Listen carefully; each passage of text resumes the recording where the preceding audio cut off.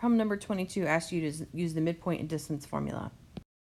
So let's look at the midpoint first. We want to find the midpoint of AB. So I wrote the formula over here, but really we're finding the average of the x's and the average of the y's. So this is a coordinate. This is a location on a grid.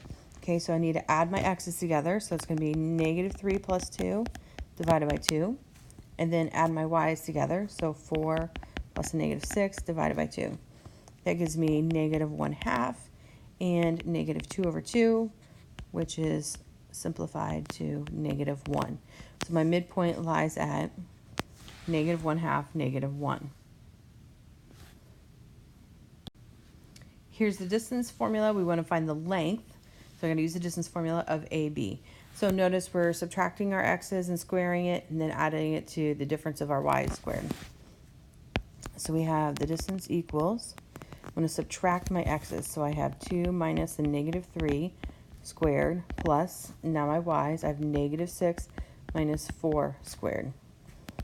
So we have, let's see, 2 plus 3 is 5. So we want 5 squared plus, we'd have a -10 squared. That gives me 25 plus 100. So the length of that is the square equivalent to the square root of 125. And quite frankly, you can leave it like that. If you want to simplify it, you want to type it in your calculator, that's fine. Most of the time in geometry, this is more helpful to us than the decimal equivalent. And we'll talk about why that is at another time.